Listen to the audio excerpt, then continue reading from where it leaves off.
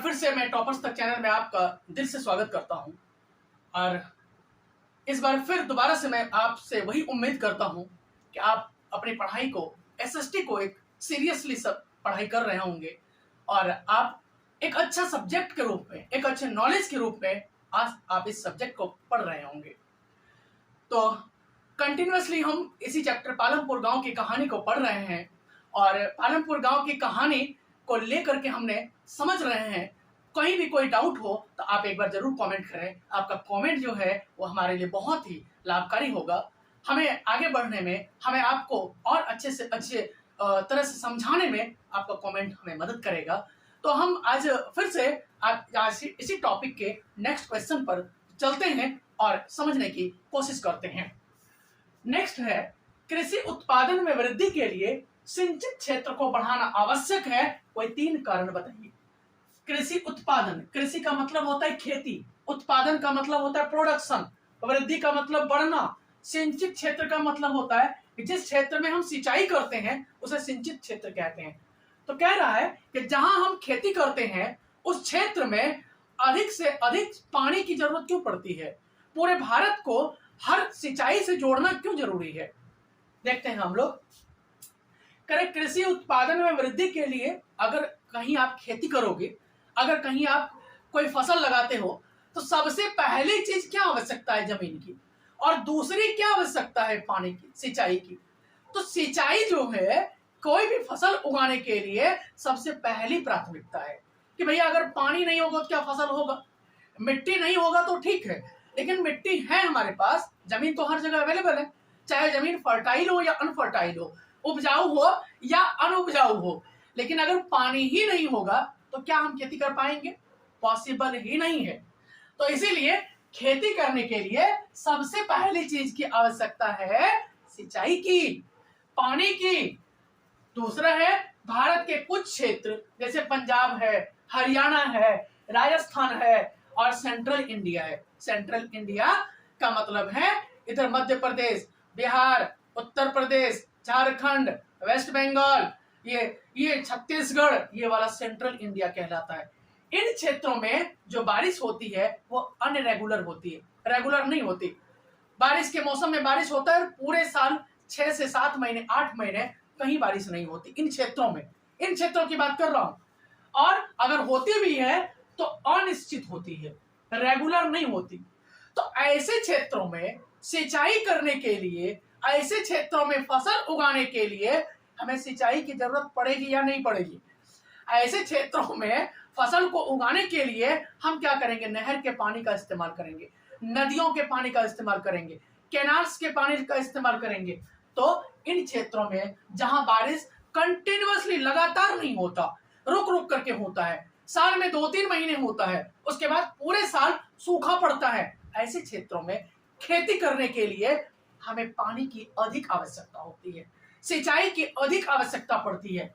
तीसरा है, कुछ ऐसी फसल है जिसकी उपज के लिए नियमित रूप से जल की आपूर्ति आवश्यक।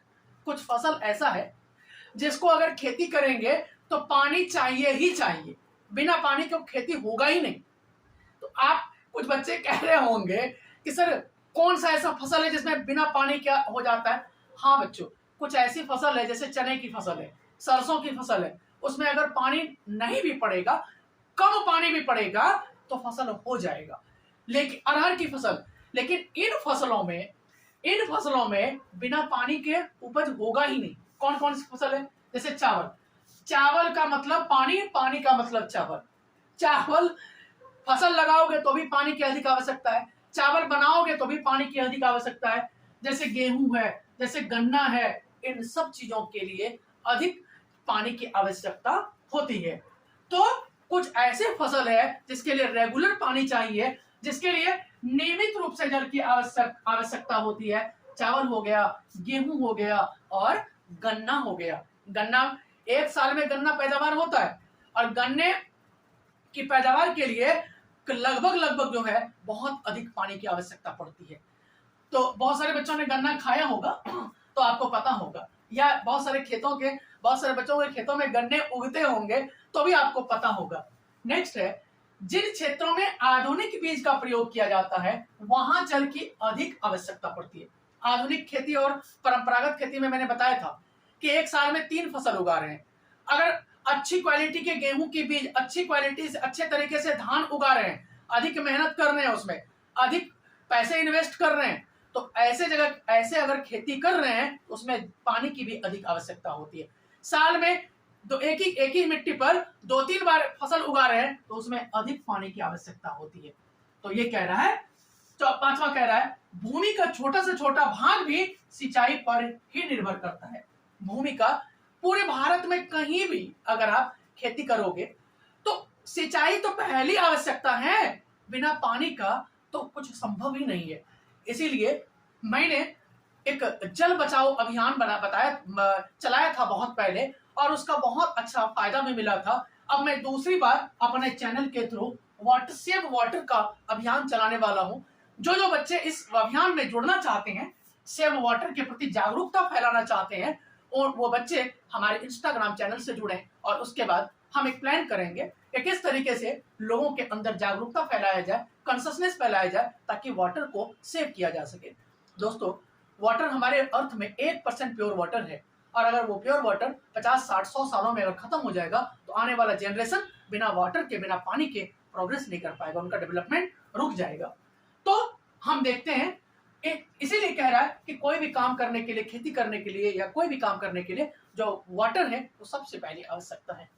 तो ये हमने देखा कि भाई कृषि उत्पादन करने के लिए, खेती करने के लिए पूरे भारत में सिंचाई को, सिंचित क्षेत्र को, पानी वाले क्षेत्र को बढ़ाना क्यों आवश्यक है। क्योंकि अगर पानी होगा, अगर पानी जिन क्षेत्रों में पानी होगा, जल पहुंचेगा, वहां खेती होगा और खेती होगा पूरे भारत में। अगर पूरे क्षेत्रफल में खेती होगा, पूरे भारत में अगर पूरे एरिया में खेती होगा तो अधिक उपज होगा।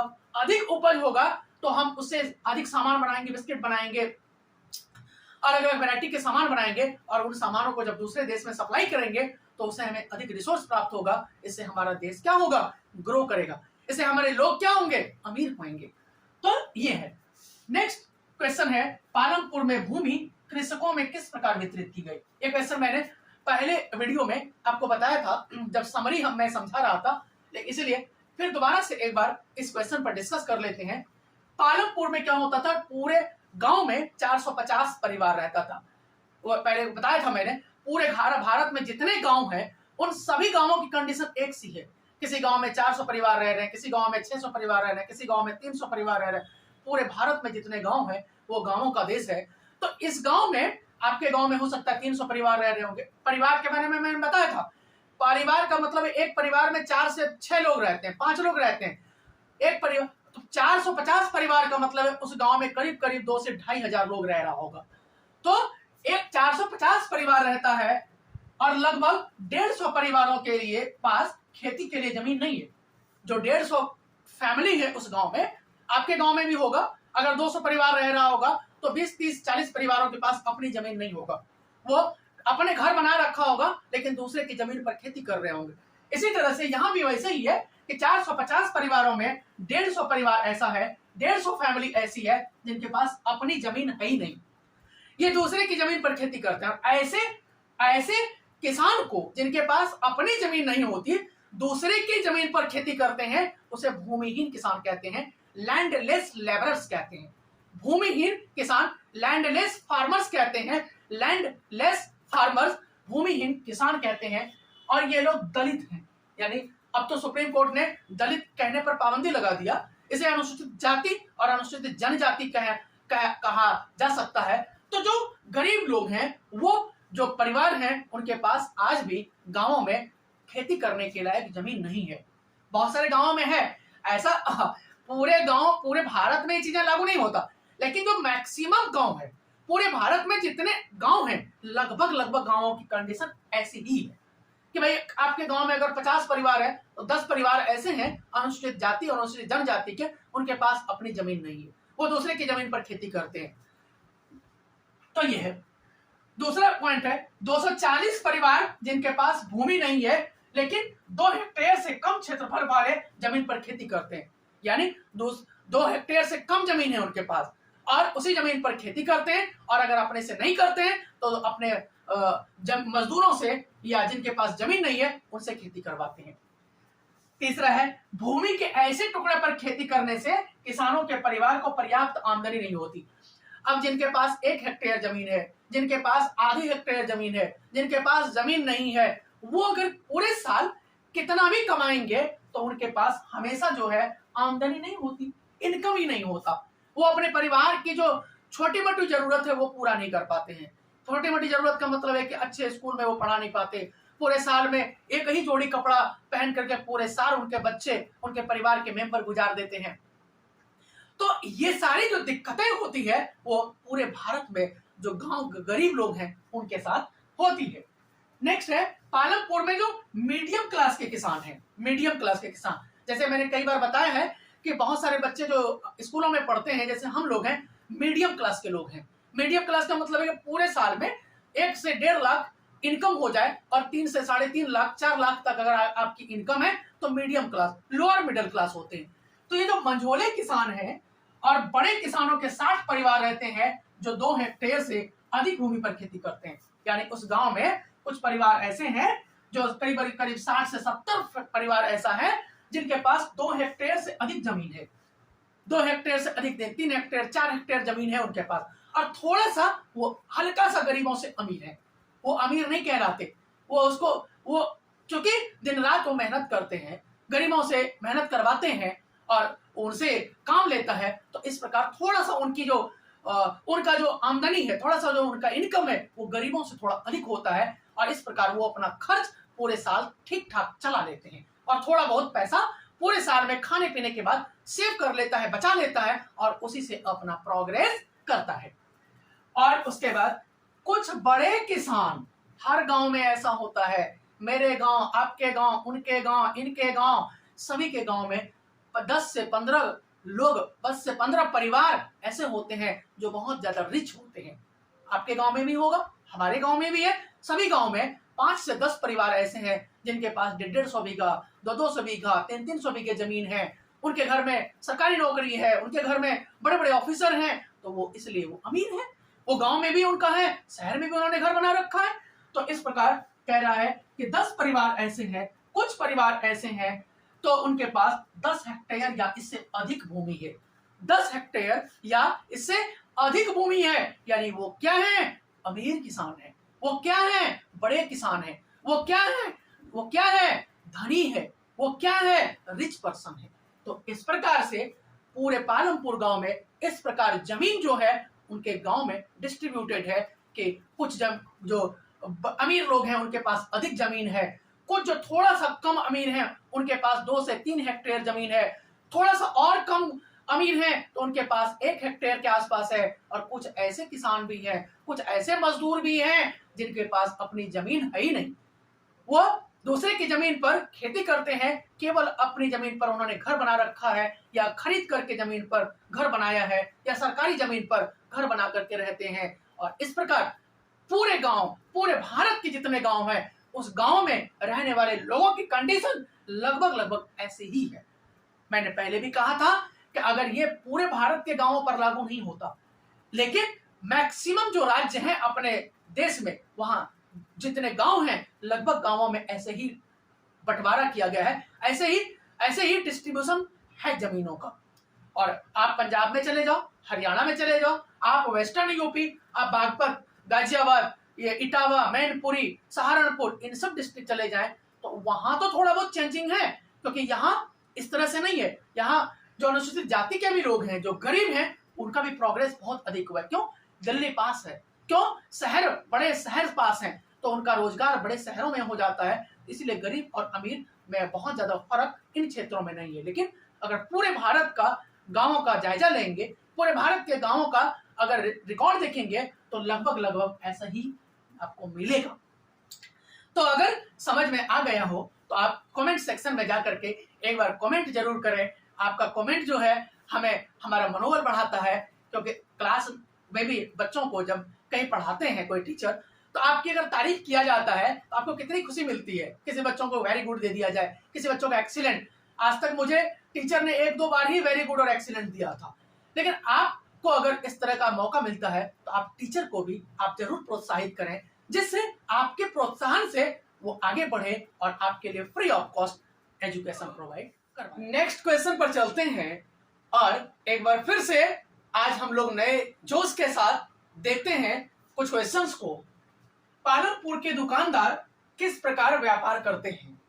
पालमपुर के जो शॉपकीपर्स हैं, जो दुकानदार है, वो किस प्रकार व्यापार करता है? इस क्वेश्चन से ये पता चलता है कि भारत में गांव के में रहने वाले लोग किस तरह से व्यापार करते हैं, किस किस चीजों का व्यापार करते हैं। इन सब चीजों को हम लोग सरसरी निगाह से एक अच्छे तरीके से समझने की कोशिश करेंगे। क्या है? पालमपुर के दुकानदार निम्न प्रकार से व्यापार करते हैं, यानी इन दिस टाइप से जो है पालमपुर के जो शॉपकीपर्स हैं वो अपना बिजनेस करते हैं, वो अपना व्यापार करता है। क्या करता है? दुकान पर प्रतिदिन की वस्तुओं को थोक रेट पर खरीदते हैं और गांव में बेचते हैं। क्या करते हैं कि शहर गांव में क्या करता है कि जो मार्केट होता है आसपास में 4, 5, 10 गांवों पर एक छोटा सा बाजार होता है, वहां से होलसेल रेट पर सामान खरीदता है और उस सामान को क्या करता है, गांव गांव जाकर के बेचता है। और ग्रामीण क्षेत्रों में गांव गांव घूम घूम करके छोटे छोटे गांवों में जा करके अपने सामान को बेचता है।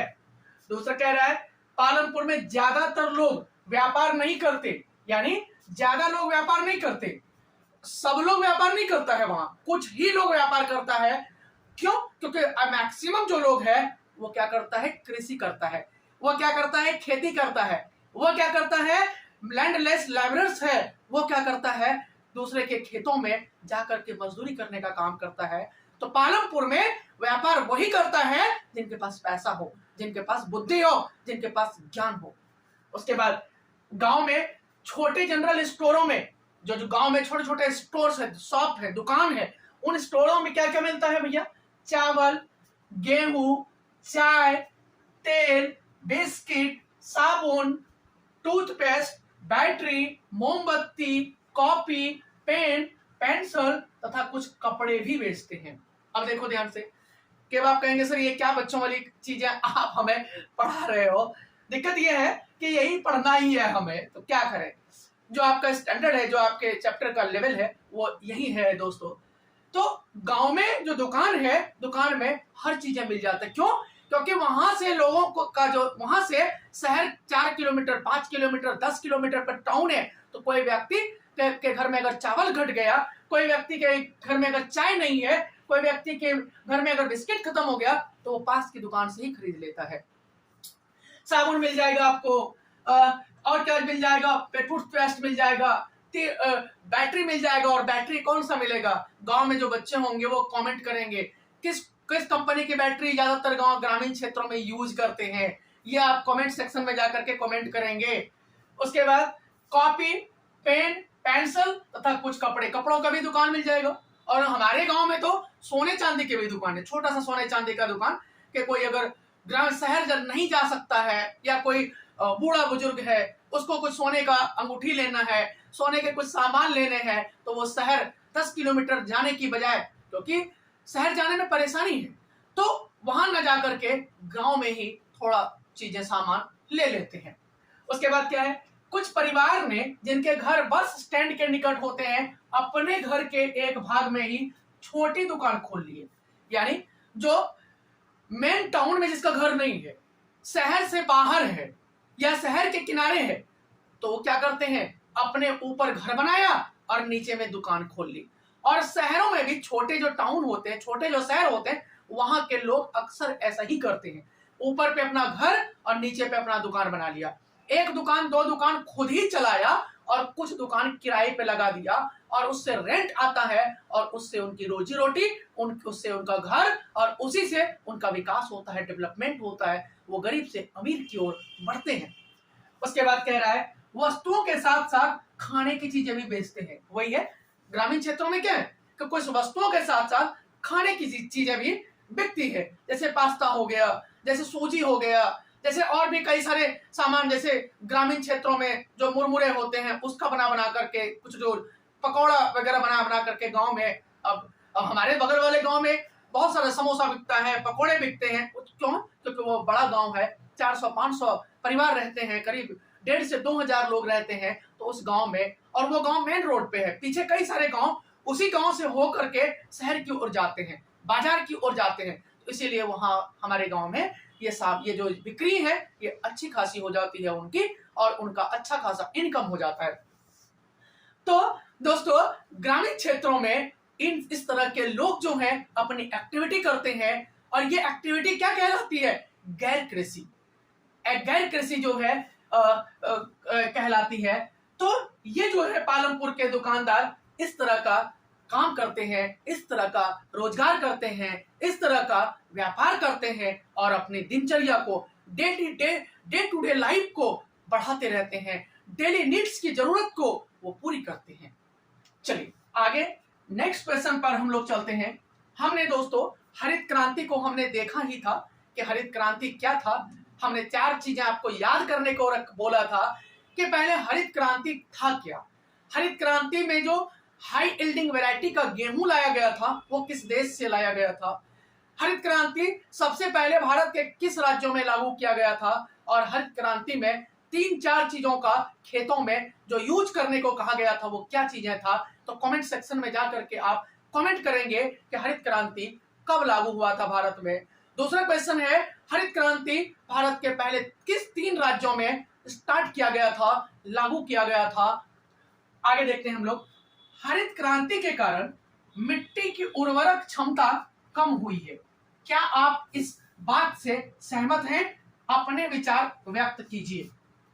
कह रहा है कि जो हरित क्रांति में क्या हुआ दोस्त, हरित क्रांति में लोगों ने इतना ज्यादा रासायनिक खाद का इस्तेमाल किया अपने खेतों में, इतना अधिक से अधिक, क्योंकि उनको उपज अधिक करना था, तो उपज बढ़ाने के लिए लोग क्या कर रहे थे? अधिक से अधिक खाद डाल रहे थे खेतों में, रासायनिक केमिकल फर्टिलाइजर डाल रहे थे, और आज भी डाल ही रहे। तो अगर कंटिन्यूअसली कोई व्यक्ति खूब अधिक से अधिक फसल उगाने के लिए अधिक से अधिक पेस्टिसाइड का इस्तेमाल करता है, अधिक से अधिक पेस्टिसाइड का मतलब कीटनाशक दवाई, खेतों में जब कीड़े मकोड़े लग जाते हैं तो हम लोग कीटनाशक दवाई का इस्तेमाल करते हैं, छिड़काव करते हैं, जिससे कीड़े हमारी फसल को नुकसान न पहुंचाएं। उसके बाद हम लोग क्या करते हैं? केमिकल फर्टिलाइजर यानी रासायनिक खाद का, यूरिया, डीएपी। आप कमेंट सेक्शन में जाकर करेंगे कमेंट कि कौन कौन से खाद ग्रामीण क्षेत्रों में किसान इस्तेमाल करता है। तो जब अधिक से अधिक खाद किसान अपने खेतों में डालेंगे तो उससे क्या होता है? मिट्टी बंजर होने लग जाती है, वो मिट्टी उपजाऊ लायक नहीं रह जाती है। तो आप कहेंगे कि सर तब खाद डालते क्यों हैं? ऑब्वियसली लोगों को लालच है कि हम अधिक से अधिक फसल उगाएंगे, और उससे जो फसल होगा उसे बेच करके अधिक से अधिक मुनाफा कमाएंगे, अधिक से अधिक हमें लाभ होगा, अधिक से अधिक पैसा कमाएंगे हम। जैसे हमने खेतों में आलू लगाया, तो आलू में अगर अधिक खाद देंगे तो अधिक आलू होगा, लेकिन वो खाद वाला आलू जो खाएगा उसके शरीर पर क्या असर होगा ये तो हम ही समझ सकते हैं, या आप भी समझ सकते हो। क्यों? क्योंकि वो केमिकल है एक तरीके से, और वो केमिकल हमारे हमारे हमारे फ्रूट्स के थ्रू, हमारे गेहूं और चावल के थ्रू हमारे शरीर में ही जाता है, और वो हमारे शरीर को क्या करता है? कमजोर करता है। हमारे शरीर को क्या करता है? हमारे शरीर की जो पौष्टिक तत्व है, हमारे शरीर का जो एनर्जी लेवल है उसको रिड्यूस करता है, उसको कम करता है, उसको डिक्रीज करता है, इंक्रीज नहीं करता है। तो वही कह रहा है कि जो मिट्टी की उर्वरक क्षमता कम हुई है, क्या आप इस बात से एग्री करते हो? क्या आप इस बात से सहमत करते हो? कह रहा है रासायनिक उर्वरकों के कारण मृदा की उर्वरता नष्ट होने लगी है। वही मैंने कहा कि जब अधिक से अधिक आप केमिकल यूज करोगे खेतों में तो फसल तो बहुत अधिक होगा, ये बात तो सच है, लेकिन जो मिट्टी की पौष्टिक है, मिट्टी का जो फर्टिलिटी रेट है, मिट्टी की जो उपजाऊपन है वो कम होता जाता है, वो बंजर होता जाता है। पंजाब और हरियाणा में लोग यही तो कर रहे हैं कि बहुत अधिक खाद का इस्तेमाल कर रहे हैं, उससे जो मिट्टी की ताकत है, मिट्टी की जो एनर्जी है वो कम हो जाती है। उसके बाद कह रहा है भूजल के अति उपयोग से भौम जल स्तर गिरने लगा है।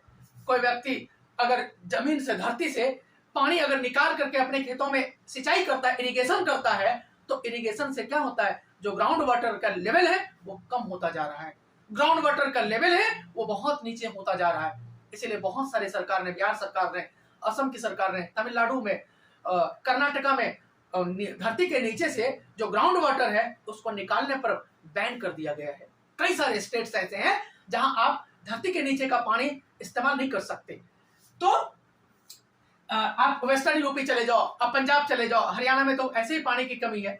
इन सब राज्यों में धरती के नीचे सबने ट्यूबवेल लगवा रखा है, मशीन लगवा रखा है, और पानी जो है धड़ल्ले से निकाल करके, जो प्योर वाटर है, उस पानी को निकाल करके खेतों में इरिगेशन कर रहे हैं, खेतों में सिंचाई कर रहे हैं।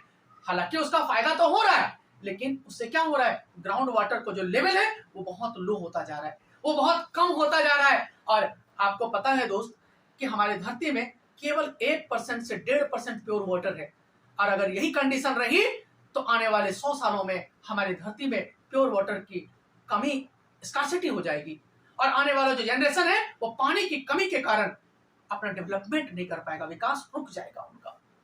चलिए नेक्स्ट क्वेश्चन है, रासायनिक उर्वरक आसानी से पानी में घुलकर मिट्टी के नीचे चले जाते हैं और जल को दूषित कर देते हैं। अब क्या करता है, जब पानी में हमने खेतों में पानी डाला, और पानी डालने के साथ उसमें क्या कर दिया, हमने रासायनिक खाद डाल दिया, उसमें क्या कर दिया, कीटनाशक दवाई छिड़क दी है, तो वो जो दवाई वाला पानी मिट्टी में जाएगा, और वो मिट्टी धीरे धीरे, मिट्टी का पानी जो है धीरे धीरे ग्राउंड वाटर का लेवल बनता है। तो वही पानी जब धरती के नीचे जाएगा, और वही पानी को फिर जब हम निकाल करके पिएंगे, तो हमारा शरीर जो है केमिकल वाला पानी पीने के साथ ही हमारा शरीर कमजोर होता जाएगा। वही फसल, केमिकल वाला फसल जब हम खाएंगे, तो हमारा शरीर का जो लेवल है, हमारे शरीर का जो एनर्जी लेवल है वो कम होता जाता है। पहले सोचो ना कि जब रासायनिक खाद नहीं पड़ता था तो लोग 100-100 साल जीते थे। आज जो भारत का एवरेज है वो 60 से 63 के आसपास है, जापान के सबसे अधिक है, वहां लगभग लोग 70 साल के आसपास जी रहे हैं। तो ये क्या है, ये इसका सबसे बड़ा रीजन है कि भाई अगर आप अपने खेतों में बहुत अधिक केमिकल यूज करोगे, बहुत अधिक पेस्टिसाइड यूज करोगे, बहुत अधिक कीटनाशक दवाइयां यूज करेंगे, तो उसका नुकसान आपको सहना पड़ेगा। तो आप क्वेश्चन आप कर सकते हो कि क्या सर जी, क्या किसान जो है क्या उन चीजों का इस्तेमाल ना करे? हाँ करे, लेकिन एक लिमिट मात्रा में करे। तो फिर आप कहेंगे तो फिर खेतों में फसल होगा ही नहीं, कम फसल होगा। तो कम फसल हो वो सही है, लेकिन क्या आप दूसरे की जान तो नहीं ले सकते? सिक्किम में, और सिक्किम जो है पहला राज्य है जहां बिना किसी केमिकल फर्टिलाइजर के लोगों ने खेती करना शुरू कर दिया है।